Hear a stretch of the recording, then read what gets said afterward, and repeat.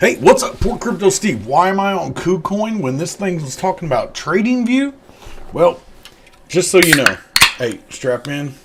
It's going to be a tutorial. Might get a little long. So why am I on KuCoin right now when I'm supposed to be doing a trading view tutorial? I just want to show you why do we want a trading view tutorial, so we know what to buy, when to buy, how to buy, what to sell, when to sell, all that good stuff. Not a total expert, but what I will show you right here, I did AGIX 2L. Why? Because it's like leverage without actually having a chance to be liquidated. So this is like having a too long, so it's like buying twice as much for the same price. It moves, but if it drops faster. It goes up faster, it drops faster. So I jumped in here, and that's where I sold. I bought me some AGIX yesterday for right here. I literally, hey, PoorCryptoSteve, what are we doing? We're playing with things under $100 just to show how it works, okay?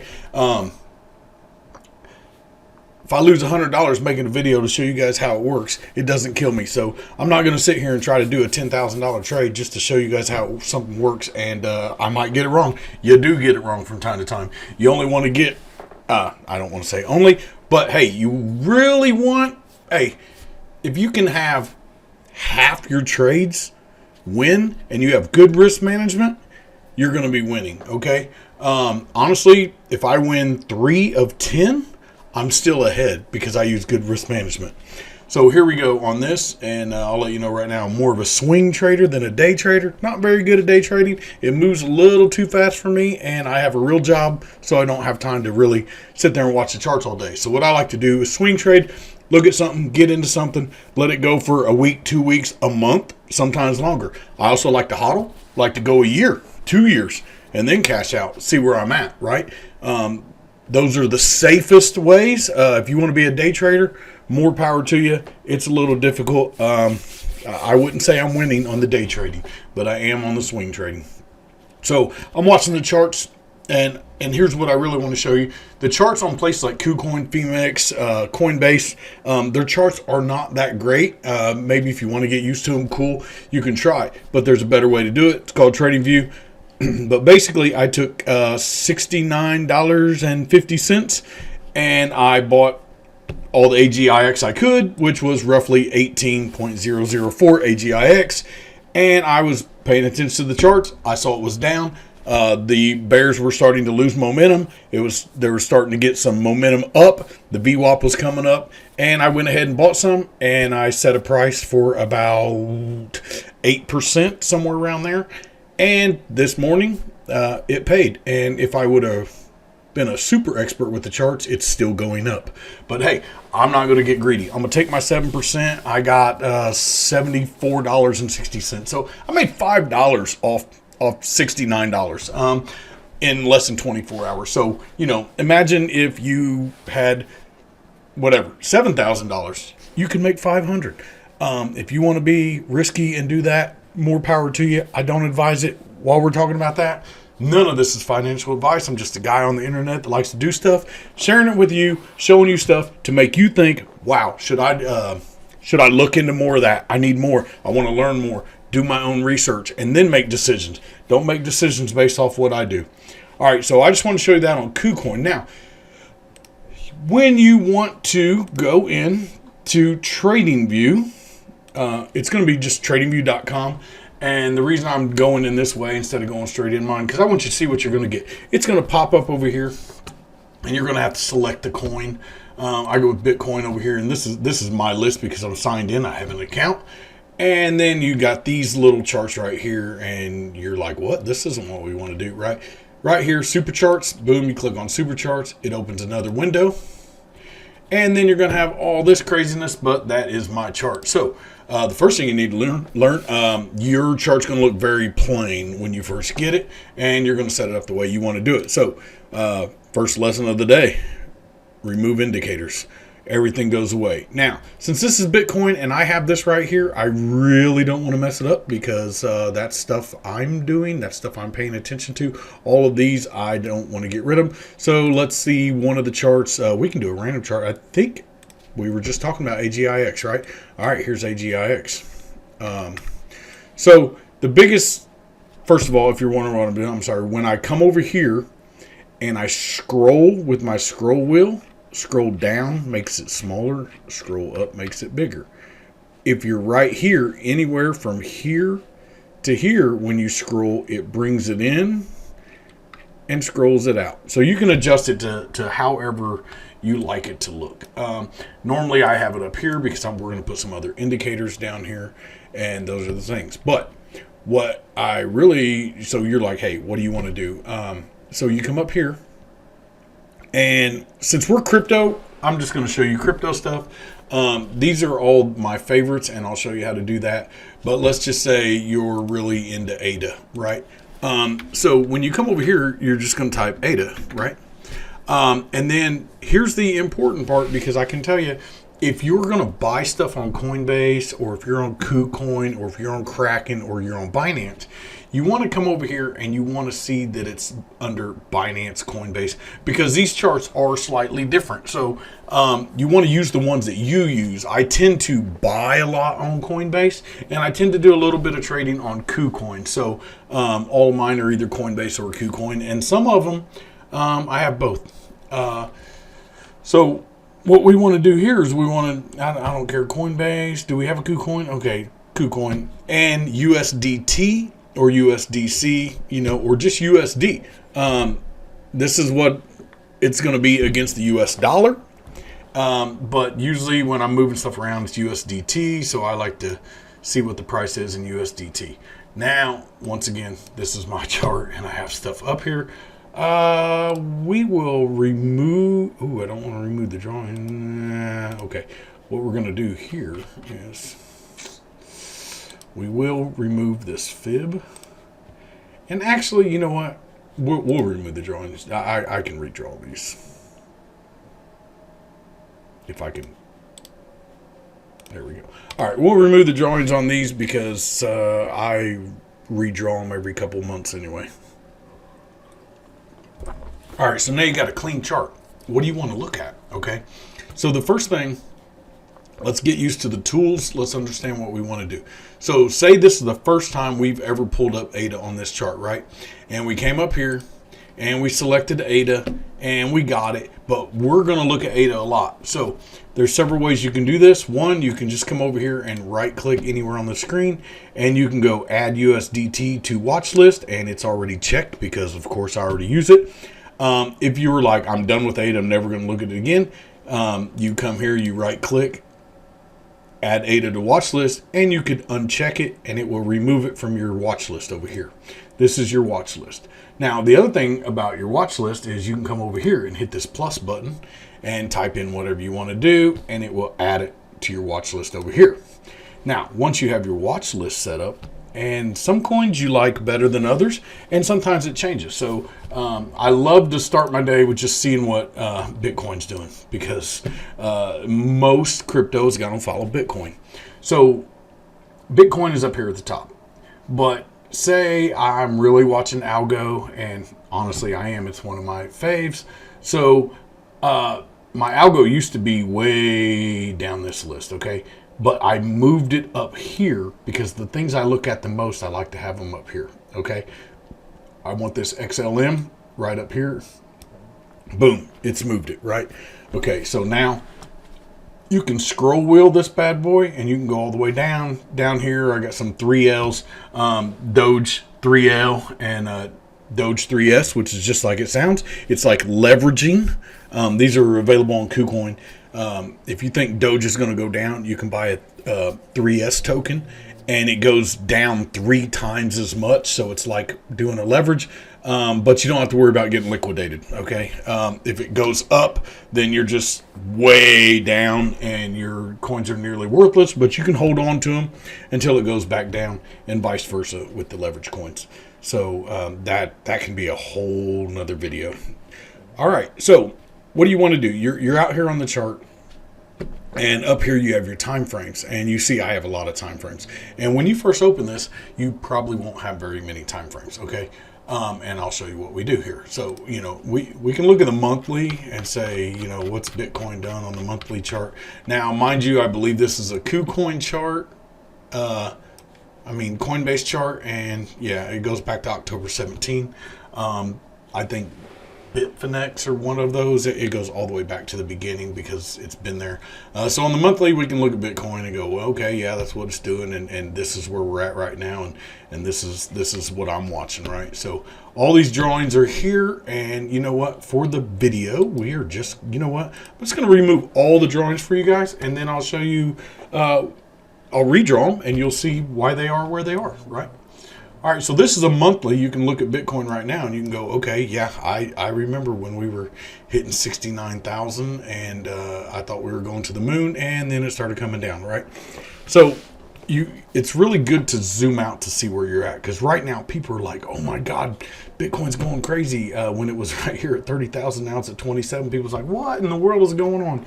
Okay, so when you zoom out, it kind of tells you where you're at. You know, we went down. This was the bear market, starting the bear market.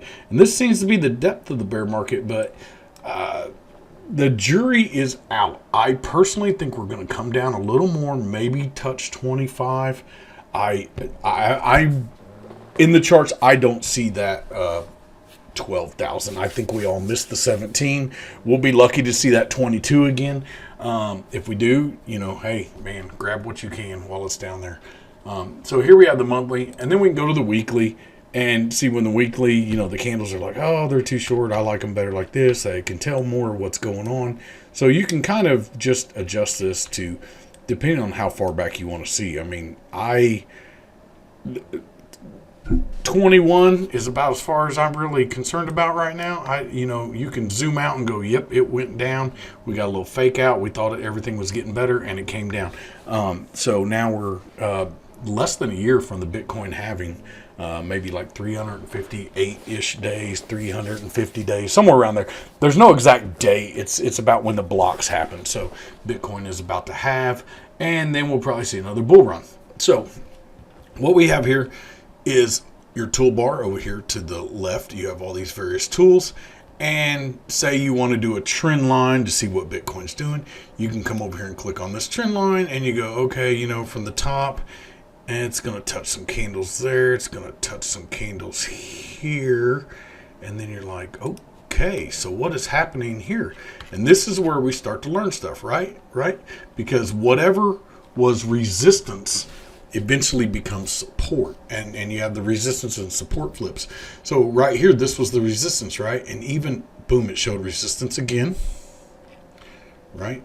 It showed resistance again, and then it came up and it got close, it come down, and it showed resistance again, and then it's like it made it up, and it kind of like, is this support? We don't know if it's support. And it went up and it come down. We're like, nope, it made support. And now we probably definitely will have support. But the thing to see is, if this line kept going, you could eventually just watch it come down to here. But you know, there's a point to where it's not there anymore, right? Okay, so we'll take that drawing off, and that's how you make your trend lines. Now, one of the other things we talked about is a lot of people will go, okay, let me find, so you can use your little dotted line right here, and you can see that right here where my dotted line is, it's like, that looks like it was support, and then it kind of fought to, but this looks like kind of like a resistance, and this looks kind of like support. And that is why I personally like to come over here to the drawing tools right here, this paintbrush. And if you click it once, it's going to grab whatever it is. Like if I want to do a trend line, I can do that, and it's going to make me a trend line. If I click it twice, it's going to let me choose between the different things that I want. And whatever I used last, that's what it's going to do. If you didn't want any of that, you go back to here and cross, dot, arrow. That's just your pointer and how you're doing things. You know, I just prefer the cross. But if you accidentally click this and then you're like, oh, why is this doing crazy stuff? You know, you can hit that, come up here, undo, get rid of it. Or if you hit this and you go, I didn't mean to do that, you can click on that cross and then go back to moving things. All right, so I like to come over here to the painting tools and see this rectangle. And this, what else I'm going to show you guys here in a second, is see this rectangle right here. And I'm like, I use my dotted line, right? And I'm going, okay, this right here, I've got support in several places. I got support right there. And then I got some good resistance. See? So now that we've done that and we can zoom in on this and we're like, okay, yeah, see? That's some good resistance. It was some good support. It's never perfect, but it's real close, right? So this is where we're getting some good support resistance areas, and it's possible this could be wider, And now, if you really want to go off what I had before, it was actually about somewhere around there. Okay, so that's where we were seeing a lot of battling, and it's harder to tell on these weekly candles, and you'll see as we go in how you can get this more accurate, and you're like, okay, yeah, it was support there and it's kind of resisted, that looks a little off, and yeah, I'm sure it does. So what happens is as you go down, you're like, we're on the weekly, let's go down to a 3-day, and you start to see a better picture. Okay, as you get to 3-day, you're like, okay, now I see how that was like, man, it tried. Oh, it made it through, and then it kind of sat on top a little bit, and then it fell back through, right? Same thing over here. You can see, oh, now we got a lot more touches on here. You get down to the 1-day, and it really starts to show. And the 1-day, that's where you can make even more adjustments, okay? So you see the 1-day, man, we're all in here. This is where it wanted to range. But what it came down to is right here, especially now, and I think that was slightly, we can bring this in. If we really look at it like this, that's probably about where I had it right there. So yeah, it right here, it was hammering, and then boom, it come up. It was riding here, and this is where lately in my last video you can see everyone kind of got excited, and they're like, the bull run is back on, and it just couldn't stay, right? And even as we go down into lower time frames, 22 hour, 10 hour, 22 hour is kind of interesting. Like the 1-day will show you one thing, and you go to 22 hour and you're like, it's just a little bit different, but for some reason for me the 22 hour seems to really work. But yeah, you're going to check the 10 hour, right? And you're going to look at this, and you're going to get more of an idea. And the 1 hour, that's the one I really live off of, is the 1 hour. Yeah, as a swing trader, I'm looking at the 1 hour, but I'm also looking at the daily. I'm coming down to 10, 4, 2, 1, and usually 1 hour is good enough for me. If I'm trying to find the absolute best price, I will come down to the half hour, 12 minute even. And especially if it's coming down, I'm like, yeah, it's still coming down. And if you have time to look at those, then by all means, you're going to see a lot more movement and a lot more action. So, yeah, you can come here, you can click, you can put text. So if something cool right here, I'm like, yeah, this right here, I just put big big resistance. Okay, and then boom, we got that. That reminds me why I built that line. But I didn't build that line. One of the other cool little tools is when you're trying to figure out how much something moved, and you're like, wow, that did a serious drop. So you come over here and you click on this little ruler, right? And then you're going to take it from there to there. And sometimes I just push it out here just so I can see. And it was like, oh, wow, one hour, it moved 2.8%. Now, one of the things it does, it counts the bars. So that's 154 hours because I went that way. Because sometimes people want to know from here to here what it moved 9% and it was in 79 hours. Okay. So I don't really use the distance per se. I just pull it out of the way so I can read the numbers. And then as soon as you click, it goes away. Now, keep in mind that going up and going down are actually two different things. When it's a small move, you almost can't see it, but something that goes down roughly 10% has to go up, I think 12 or 13% to get back to the same price. And it's exponential. So, a 1% drop might take 1.5% to go up, and a 10% drop might take 17, 18, 19% to go up. I don't remember what the numbers are, but let's just say you have $1. If it goes down 10%, you have 90 cents. But if 90 cents goes up 10%, you have 99 cents. So keep that in mind. Going up and going down is definitely not the same, especially the larger the numbers are. All right, so we're talking about the toolbar, and got to look at my notes. I want to make sure I tell everybody everything. Okay, so yeah, did we go over the basic layout? So up here, you're going to have these numbers right here, and it's going to be open, high, low, and close, okay? And basically, it's just talking about each of these candles.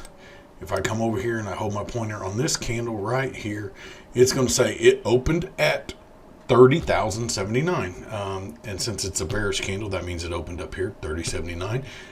Its high was 3116. So you almost can't even see the candle on the top. And its low was 28,987, which is down here would be the low.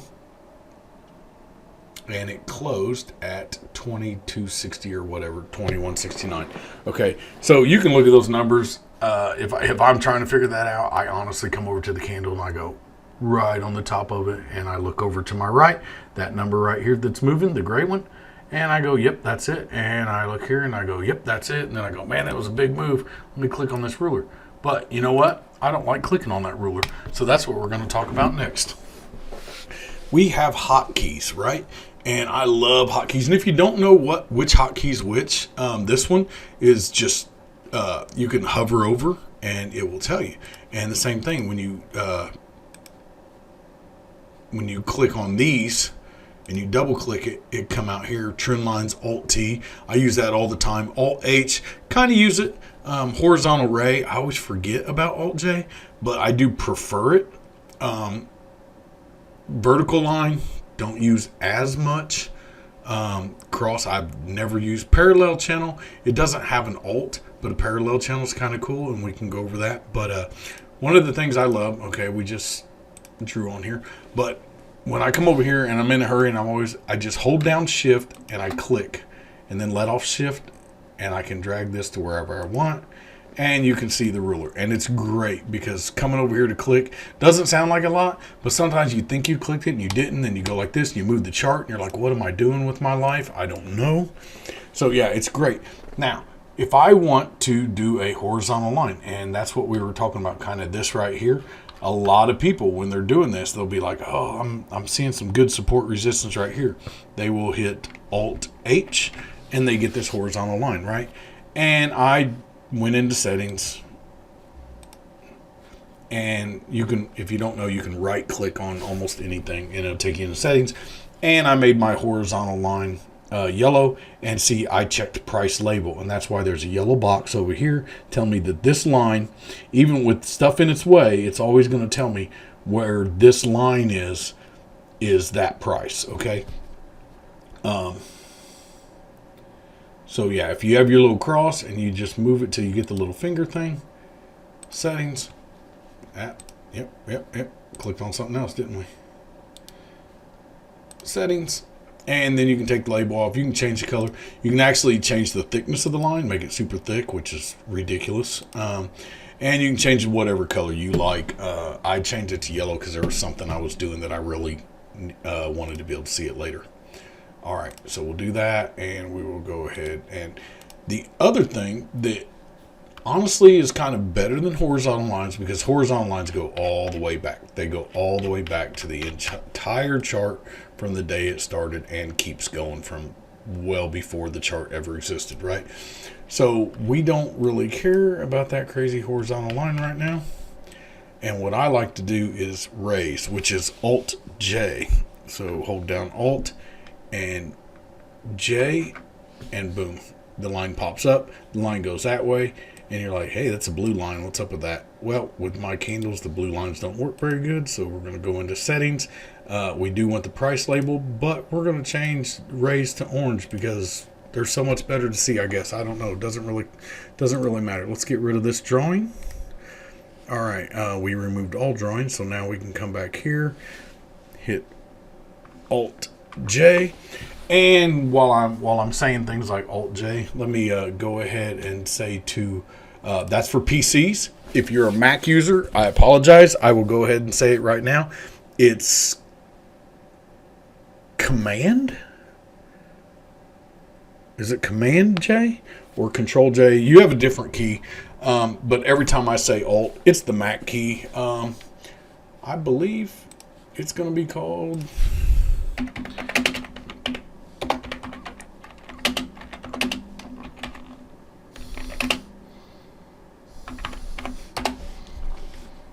Option. There we go.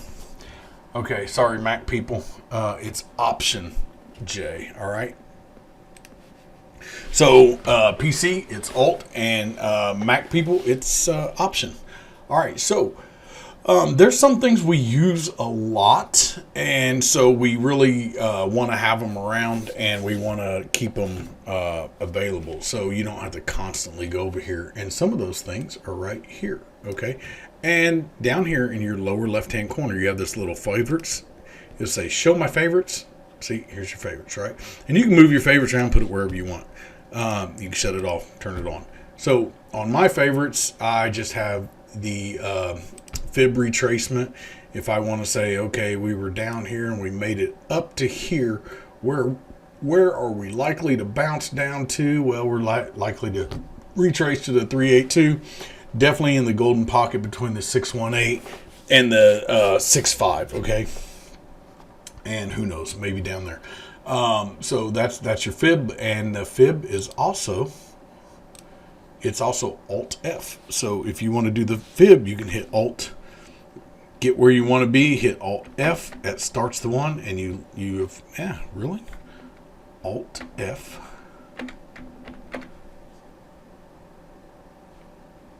Oh, yeah. Alt F, and then you click. I'm sorry. Let's do that again. All right. Yeah. So you hit your Alt F, and then you still have to click. I'm used to the little ruler, which that was a terrible fib. This is where the fib would be.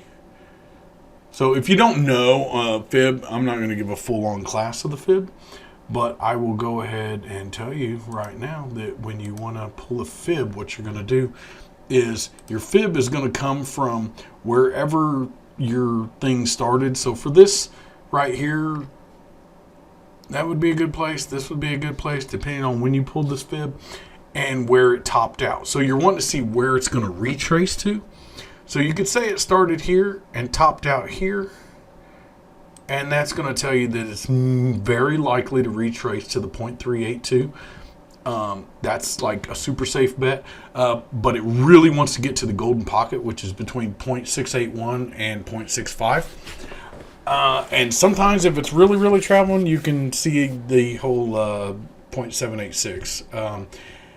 When I'm looking at a retracement, I'm definitely betting on that 382, and I'm really hoping for this. And this is just, yeah, eventually stuff will come down that far, but who knows, right? So if you're also want to look at it the other way, it's like, oh, it's up here, right? Because that's what's right now. What's more important? It was way up here and it went down. Where might it bounce? So I would say any one of these would be close. So we would come up here and we take this dotted line down here is going to be right there to the bottom of that. Now this is from 30,000. This is our recent. This is what just happened in the past couple of days. That's the other thing I want you to notice down here at the bottom of the screen, where I have the line horizontally. When I stop somewhere, that's going to tell us when that was, and that was Wednesday the 19th. Okay, so Wednesday the 19th, Bitcoin is 30,000, and right now Bitcoin is 27.5. But if you pull a fib retracement and you're pulling it down here and you're looking, you're going, okay, so we don't know what Bitcoin is completely doing right now, but it's very likely to come back up to 28.3. And really, it's going to want to come back to 29. How long that'll take, I don't know. And it also just depends on the more distance you go from here to here, the more time you go from here to here, the longer it's going to take to hit that. So if you were trying to, pull like a local fib, and you're like, okay, and this is really this morning how the video started. I pulled a local fib from right here and said, what happened with that AGIX? And I was like, okay, it was right here yesterday, and it came down to here, and it basically found support. And I was like, it's definitely going to hit that 382, or at least to me, based off other things, because we don't just base this off one thing, right?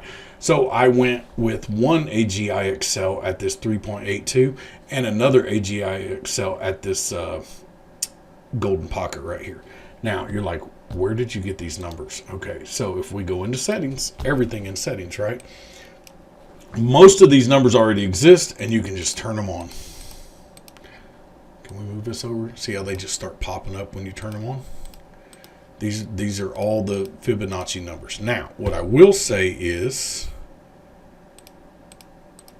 I don't use most of them. I like these main ones. Now, this one right here, this 0.65, is not a standard Fibonacci number. So whatever shows up here in the settings was one I don't use. And that was the one that you changed. You can come in here and just change it, right? So I just changed it to 0.065. When you're talking in the markets and crypto, that between the 618 and the 65 is your golden pocket. That's why I changed the colors to orange and yellow. So I see my golden pocket right away. It's a smaller area, and the price action just really respects that. Okay, so the more you do this, the more you'll start to see price action respecting that Fibonacci. Now I feel like I'm getting into the wrong tutorial. So, all right. So candles, time frames. Yes, we talked about the time frames, right? And how all of the each one of these. So let's do this. So if you look right here, we have a clock, right? And we are on the 1 hour time frame. So this is telling us in 1 minute and 20 seconds, this candle will be complete and the next candle will start. So what happens is this candle started right here. It opened and it went up sometime and it went down sometime, right? Let's just look at one candle, okay? So where the two candles meet is definitely the open and the close, right? So this candle opened here, came down to here, and it closed, and this candle started right here at the top of the candle body. Now this wick means that that candle went up to this point to 2822, and sometime during this whole fiasco, it went down here. Now it could have went from here all the way down here, and then back up to here, and then back down to here.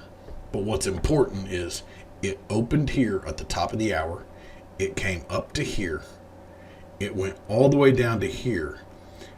And at the end of the hour, this is where it closed.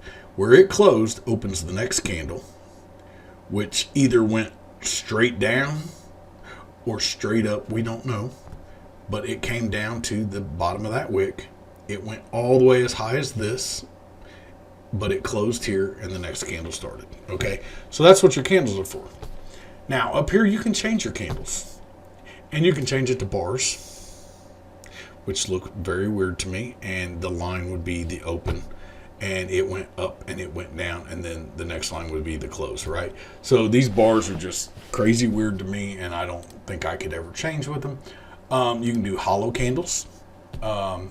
Some people like those. I think it's just for the look. I'm not exactly sure why you would use hollow candles. You can do columns. This is definitely one of those zoom out things. If you did columns, it could just show you everything that's going on. Probably works better like on a daily maybe. But I don't like columns. You can do a line. That works for some people. Sometimes it helps you to really zoom out and get the big picture when you do a line, better than candles. So I do totally recommend every now and then looking at the line. Lines with markers, and that can get very confusing. Step lines, area, baseline, high, low. Yeah. So most people will just use candles. And then you can, Hikinashi candles, they help you notice the trend. So they're going to stay green as long as the trend is up, but you can't look at a Hikinashi candle and say, "Oh, this is the price," because they're not completely real.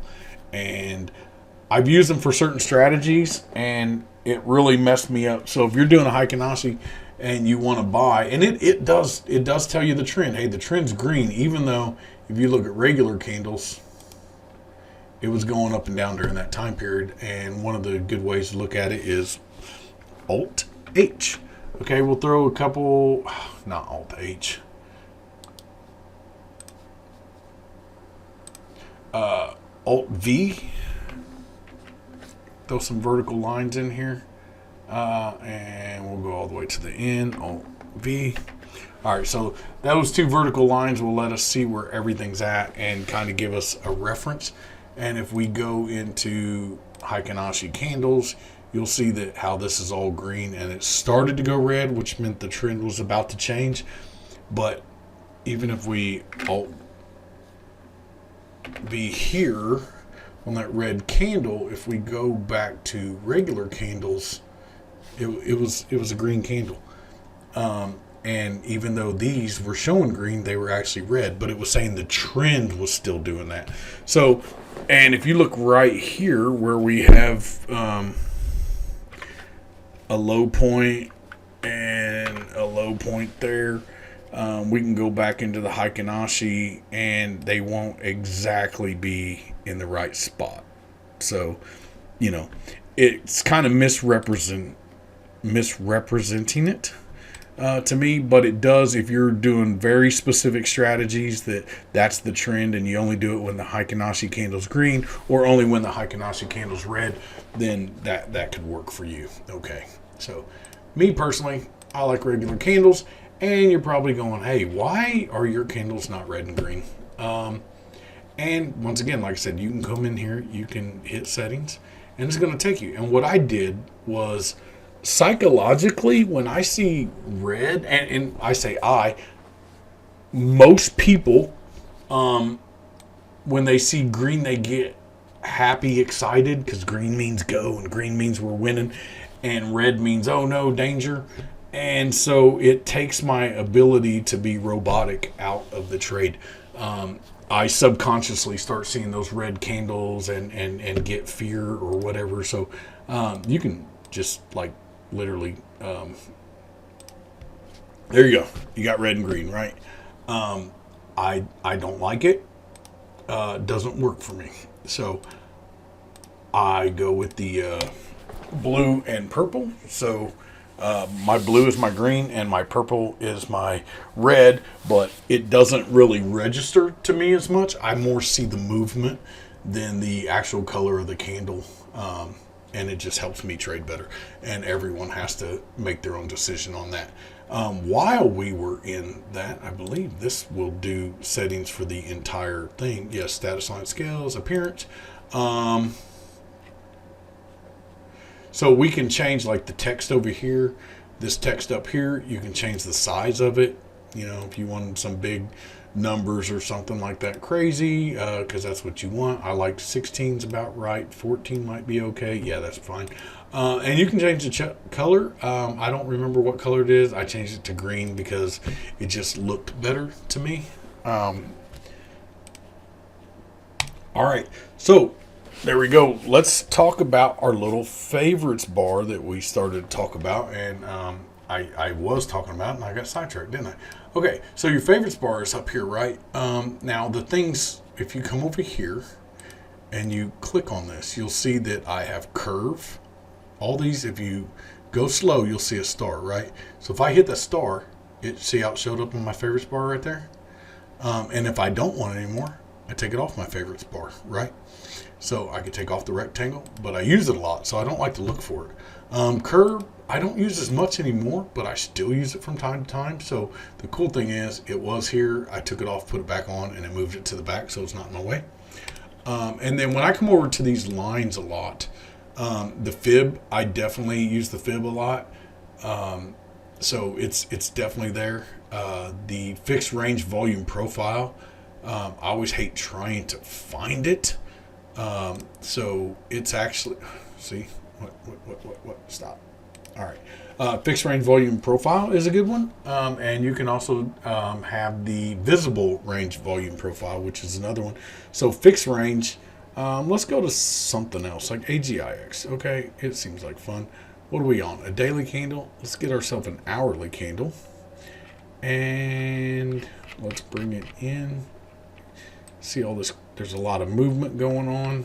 And so what we would do is we would take this fixed range volume profile and I say, I want to see everything that's going on from here. And it doesn't matter where you put this, up or down, because this is going the time distance.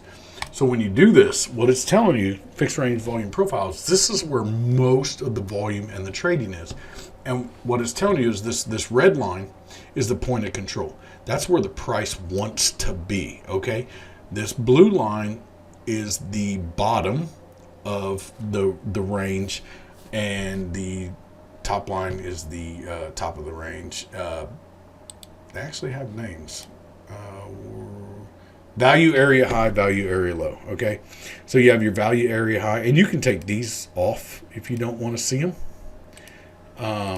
I like to see them, and that's why I changed these colors to something I can see.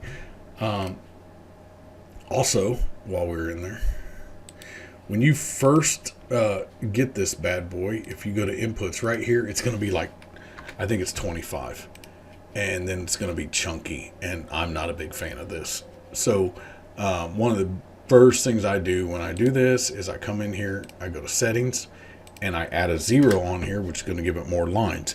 And then I'm going to come in here and put save as, and I'll save it as a template. If you do any changes and then you don't like them or it's messed up, you can hit apply defaults. But I like to save it as a template, and then I hit OK. And because I saved it as a template, if I go back into my indicators and I find this again, it won't be that template. So I saved it in my favorites and it put it on my favorite bar. Okay. So there's the deal with that. So fixed range, you have your value area high, your value area low, and your POC. Now, what I'll tell you is I kind of watch the POC. If it's down here, it's probably going to try to head toward the POC at minimum. And sometimes it's going to want to keep going to the value area high. Somewhere around the value area high, it tends to go down. AGIX is a little different than everything else right now because it's fairly new. So it's kind of hard. But if you look at, I don't know, something like probably algo, but there has been some craziness going on. So maybe not even algo right now. If we look at algo here to where it currently is, it's pretty much, it'll get out, but it comes back down. Sometimes this is way too big of a range. You can have this, and then you're like, okay, I want a local one. I want to see what's going on from here to, that's the stupid fib, right? I want to get a more of a what's going on now kind of shot. It's going to have the same one, same high. The low is a little closer in. So all of these, I will be doing different tutorials on how to use all of the different tools, and eventually we will get a lot more in depth, but this is just how to use Lux Algo, and I can probably pull 10 or 12 more videos out of just how to use various tools in depth of each tool. All right. Let's see where we at here. Favorites bar, hotkeys, indicators, putting on favorites. Hey, I want to take a real quick moment to thank Leah Lee. She commented, "Hi, what's the name of first indicator? Please make a video on how to use it. Thanks." That is why we're making this video right now. Okay, so Leah Lee, this whole video is your idea. You asked for it, and I am trying to bring what people ask for. So that's why we're here. Now, we're getting to that part. We're getting close, Leah. You've been hanging tight this whole time. And right here we have indicators, okay? So we're going to go to indicators. There's a lot of indicators, and yes, I'm trying not to show you guys the paid for indicators, and I may do one later on that. I haven't decided. I do have BitLab indicators, and I have Lux Algo, and the specific one Leah asked about was the Fu Manchu Cipher A and Cipher B. Market Cipher by CryptoFace is the original. This is a knockoff version, a free version. I will say right now, I may end up paying for Market Cipher because I've seen people use Market Cipher, and I personally do believe the money flow indication part of Market Cipher is way better. But long story short, let's say you have nothing in your favorites. You could come up here and go to any of these. It doesn't really matter. It'll find it. And you would just type, you can type VMC and this Fu Manchu divergences and Fu Manchu Cipher A. So you want Cipher A and Cipher B, okay? And I'll show you why here in a second. So we're going to go with B first, and we're going to explain that. So now, one thing, same deal here. When you see something that you like, you put a star next to it. I took the star away. If we come in here to technicals, I think that was my 5 EMA. And so you could come in here and you just put a star beside it and you would have it. I'm not really worried about that one. I will find it later because I don't use it that often. So, but yes, any indicator right here that you like, you put a star next to it and it shows up in your favorites. These are all different indicators that I use, not all the time. And I'm going to show you, I'll show you something more that will definitely come in handy. So right here, we have the VMC. Now, once you have this indicator, you're like, okay, let me move my stuff around. What is this, Algorand? Okay, we're gonna move Algorand around, and we want to get it kind of where it's going to make sense for us, right? We're on the 1 hour up here, and so you can make this as small or as big as you want, right? So if this is all you have, 2 indicators, you can definitely do this, and when you have your line across, you can see what's happening, right? So one of the other things I like about this is sometimes, see how this is so small right here and I don't know what's going on? I double click on the left, double click, and you can come in here and you can actually spread it out. You can come over here to the side, kind of get a bigger look, because this money flow right here, this red and this green, this is money flow, okay? So when I'm looking at this money flow, what I'm seeing in my head is that money flow is coming up, right? Money flow is coming up. And it's red. So when it's red, that's because money went out. And now it's saying less money is going out and money's starting to come in. And then when it's green and it's up here, now it's saying money's coming in. So we have a positive money flow. So in reality, money is always coming in and money's always going out.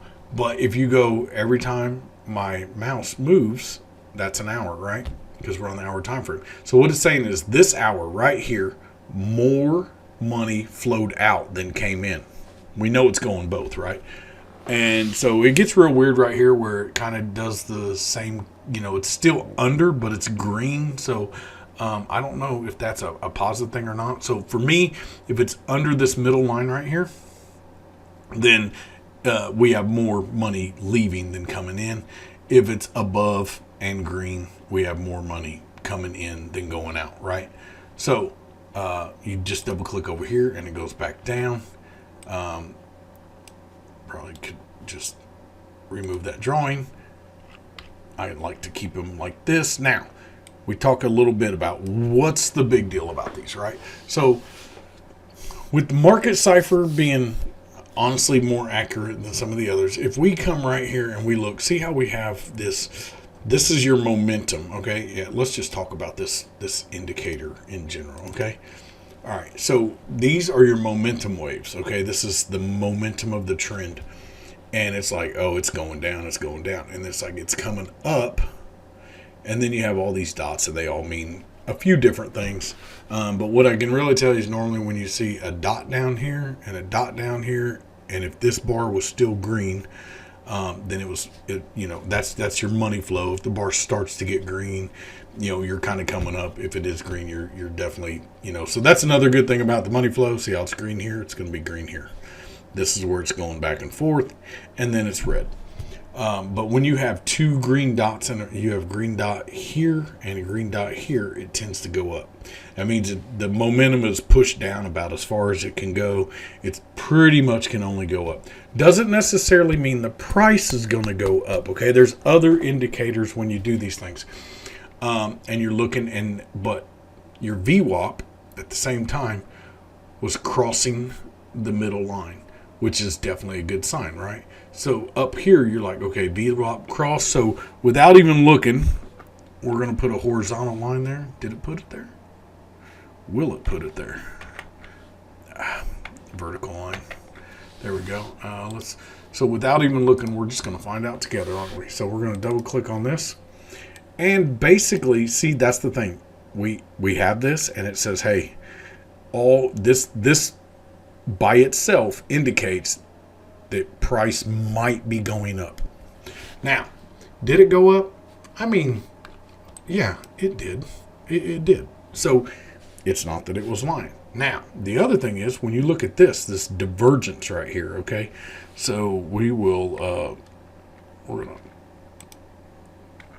put a vertical line here. Now, if you get a divergence here, and the cool thing is this indicator kind of puts you should be able to find these yourself, but it will put them there, and they're not always 100% accurate, but we have a bullish divergence because this is going up. Okay, momentum is coming up while what? Price is coming down. So from the same area to the same area, price was coming down. Now, do I consider this a divergence? I don't know, because to me, a divergence would be from here to here, or even here to here. Yeah, I would look more like this.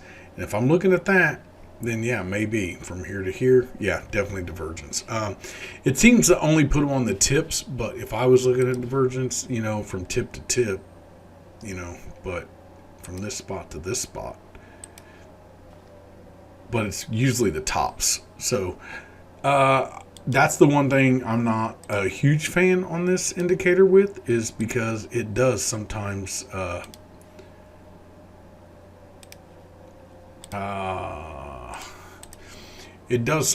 just,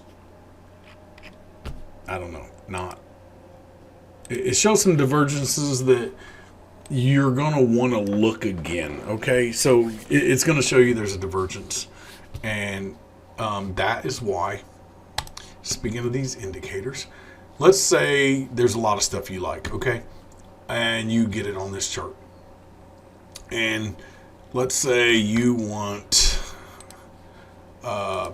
RSI, and I don't really care which one I'm going to use because this is an example, and you also want to use the MACD, right? And we'll just grab this one, okay? So you're all about the MACD, you're all about the RSI, and you know what? You also want the VMC market cipher A, all right? So you got the A, it's here. Now, that is very messy, right? That's craziness. You can go into the settings, and you can get rid of all these ribbons. I'm not a big fan of the ribbons. That's gone. Style, EMA, let's get rid of all of these because that is just too much for me. Okay, so what I actually like is these symbols, and this you might want to take your time to, this is a long EMA signal, short signal, red cross, blue triangle, all that stuff. Okay, you can Google what each of them mean, but the big things I can tell you with this is when you see a blood diamond, its price is probably going to drop. Okay, when you see yellow X's, That's market manipulation, and price is going to drop. So see how you have this right here? It's kind of in your way. If you have another indicator up there, what would it be?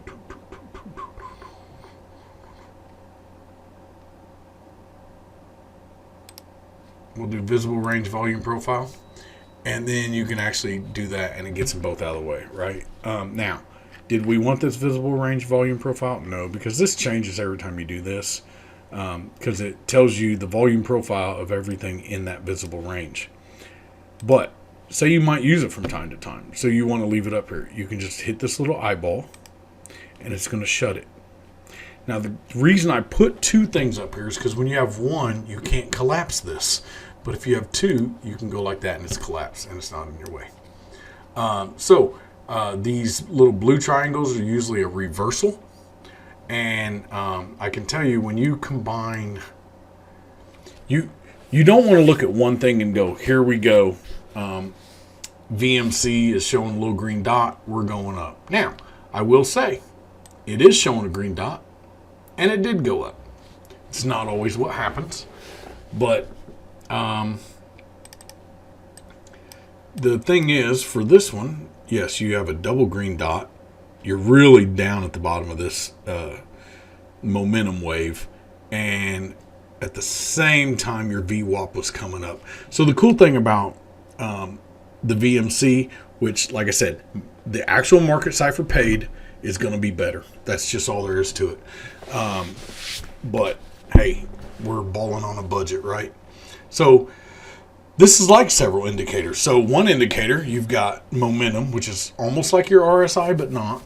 You got your VWAP. So if your VWAP's coming up, crossing the center line, that's a good thing. That means, hey, price action might start doing something.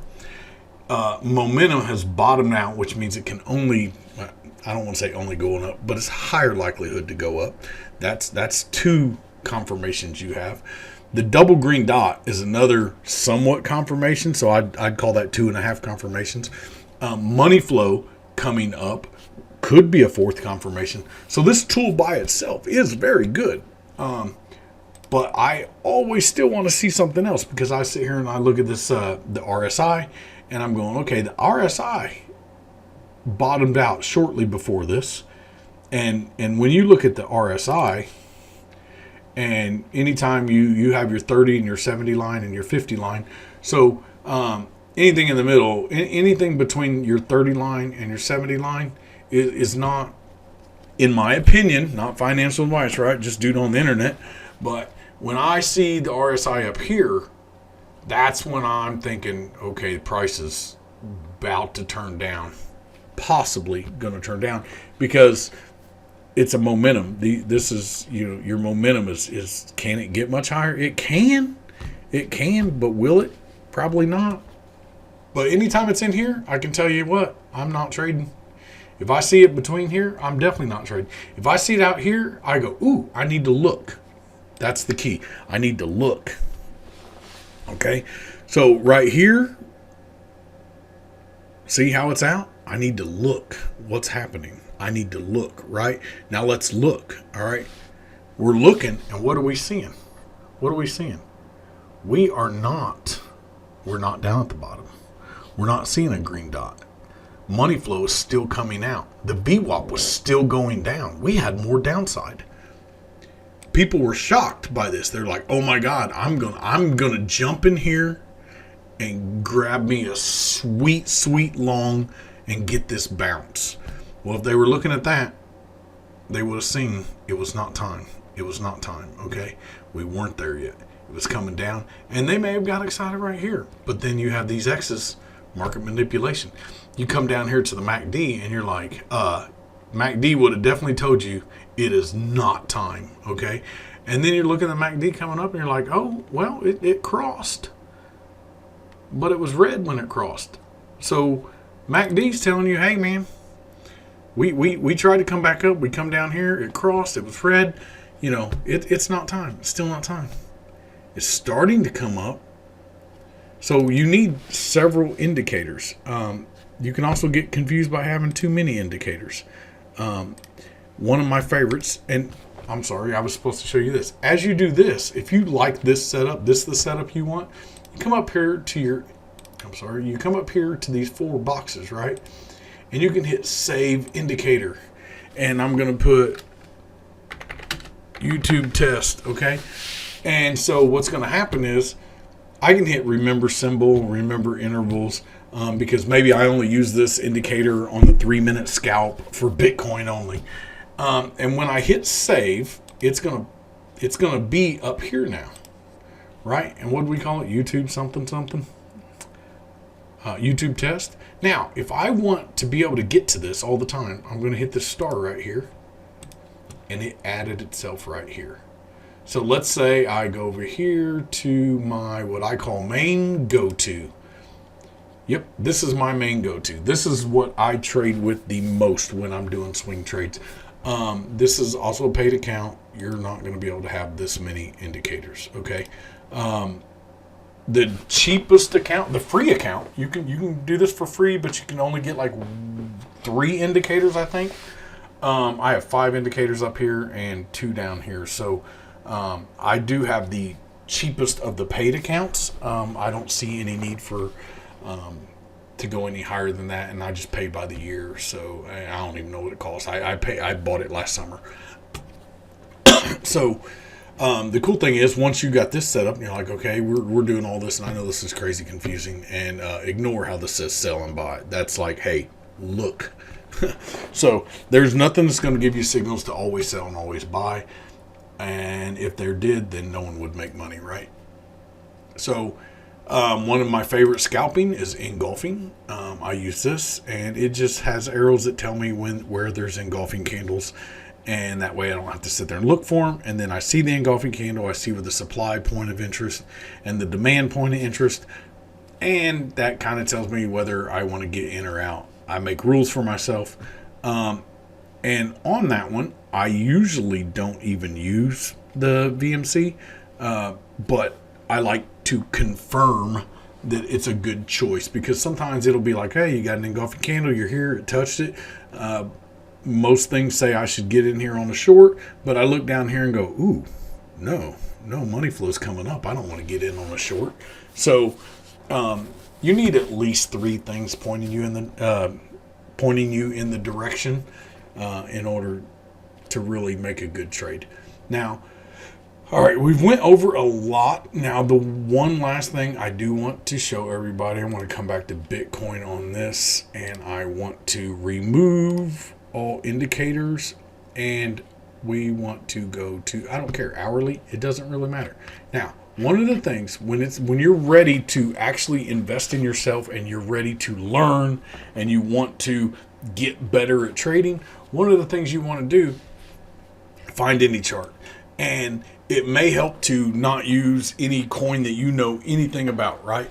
And you want to come back here and this replay mod up here, this replay, you want to hit replay, and you just come way back here, and then boom, right? You got rid of everything that ever happened. You come down here, you can set the speed, and I'm going to set it fast just so you get the point. And we're going to hit play, and you're going to watch it do things, and you're going to be watching your other indicators. And I should probably pause this because, will this mess it up? Let me see if I can do, what I have for basics. Okay, I do like this one. All right. So, no. Come here. Okay. So, on this one, this is probably a good one. Is the replay still on? And so you're watching it, right? And now the other thing about the replay is you don't have to watch it like that. You can step it one at a time. And you go, what's happening? And you're looking and you're going, okay. My stochastics RSI is coming up. It hasn't quite closed. This is coming up. Price is going up. RSI is going up. We got the MACD coming up, and it's coming up. So your stochastics is about to cross. It just crossed. You're starting to get that candle, so you got that indicator. These have not crossed and it's still green, but MACD is definitely lagging, and you're like, okay, right here, what am I thinking is going to happen? So, when this crossed, if you would have went, so Your RSI, I use this in the longer time frames, and I use my stochastics RSI in the shorter time frames. So in a 1 hour time frame, yeah, okay. So right here you're looking and you're going, what would I do? So let's just say you decided to take a short position, okay?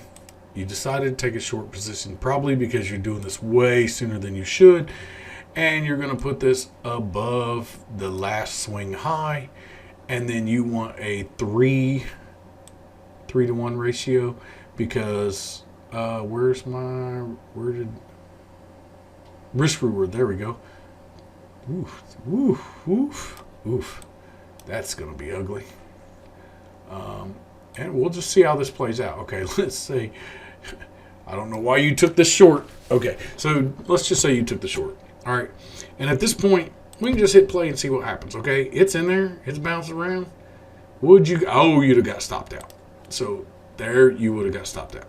Okay, so you would have went, man, why did I do that? Okay, and I did that for a reason too, because I would not have taken that. But it was worth a second look, right? So now remember, we're on replay. So what you're doing with this is you're doing this on paper, right? And then you're gonna just hit play again. And let's say you're watching these and you're like, okay, ooh, that was down, that was going up, getting ready to cross there. But see, this is still in the middle, and so like a lot of that doesn't mean much, right? So we let it go. And we're watching, it's coming up. And then we're looking, and see, so this can just keep going. And right there, if we would have came back here and see how it's showing a bearish divergence, we would look, I don't see it. I'm not a big fan of that bearish divergence. It's a very small, almost not much happening. I would ignore it. And yes, probably good. We ignored it. Oh, and we saw this and we're like, is that? Probably not, because it's not below here. So this is above the 30 line. This is below. Above the 70. This is below the 30 line. If you had a divergence from here to here, then it might be something you want to look at. See how this divergence is inside the green? See how this is all inside the purple? See how this is very tight? How this is, see all the action happening here? This is very tight. This is just sideways action and not much is going on. But what's going to happen is over time, you're going to start noticing things. You're going to start doing things. And you're going to want to do this on different time frames and things like that. And you're just going to watch it and you're going to go, oh, there was a bullish. Now it went too far, but it's kind of too late to do anything. But this is how you want to watch these charts and see what happened. You're like, whoa, what just happened there? What happened here? What did I miss right here? And you got the cross. And you had this cross at the same time. While this was barely below. And it's like, did you miss that, or was there really something there? So that's something that, sometimes you miss a trade. That's a trade that there was no guarantee. There was nothing there that truly indicated to me that something was going to happen. But maybe you go, man, I just went through this whole thing. Nothing indicated anything to me. So you're like, I want to see something about this and this, okay? You know what? Let's go to my main. And what I'm going to do is go to my main, and I'm going to shut off my premium indicators. And we're just going to go with this, okay? So this right now, what we're looking at here is we're looking at these dots. We're looking at volume. We got the VMC and we got the stochastics RSI. Now with this, would we have seen things? Would we have seen things that would have changed our mind? And you have to find the indicators that you would have seen. So like, what happened there? Do we even know what happened? We had a bearish. Yeah, we wouldn't have seen that. We would not have seen that. Now we see the volume starting to come up as the price was going down. So see, that's another divergence. The price was going down. This volume was coming up. Now, if you'd have seen that, which that's something you don't recognize very quickly. And that's what you recognize by playing this over and over in your head, going, what happened? What just happened that price shot up like that? How did I miss it? And this is where you can pause it and you go, man, that's what happened. The price was coming down ever so slightly. The volume was going up. That's bullish. That's bullish. Price going down, volume going up, money flow wasn't going up in here, but per se, maybe it was. Was it? I mean, no. But the VWAP went crazy. Momentum was going crazy. So, yeah. This is what you have to do, and this is the boring part about learning how to do these is you just have to come back here, and no one wants to hear it. You have to do your homework. You just have to do your homework. You just got to watch this and do your homework. Sometimes there's patterns. Sometimes there's not. All right, let's remove these. Remove drawings. And that's about all we got for today. We talked about diversions, indicator templates, indicators, putting them in your favorites, your hotkeys. Don't forget, for you Mac guys, it is what was it? Option. Yeah. So if you're on a Mac, it's going to be Option J, Option H, Option V, Option F, Shift. I believe Mac and PC are both Shift. For the little ruler, Shift, get your ruler, find out what's going on there. Talked about putting these over here on your watch list so you can choose for the stuff that quickly go back to whatever it is you like. How to change the colors, a few indicators, explain them. Yeah, that's about all I got. I think in the next couple of videos, what I want to work on is putting in indicators and really dialing in, this is what we're using the stochastics for, this is what we're using MACD, this is, way more in depth on each indicator, but I just felt it would be a disservice to put out a video on indicators when we haven't put out a video on TradingView. So I hope you like it. Thanks for watching. If you liked it, hey, please hit the like button. Leave a comment. If there's something I left out, go ahead, leave a comment. If you hated it, hit dislike and leave a comment and tell me what you hated about it. Probably me. I don't know. I do care, but I don't. So, yeah, just comment, like, whatever. Subscribe if you like it. We're going to do some more content. And we'll just keep putting out stuff like this. Like I said, this is definitely a viewer requested video. So I definitely want to put out things that people want to see. And that's why I thank you guys for your comments. I thank you for supporting the channel. And have a good day, man. Thanks.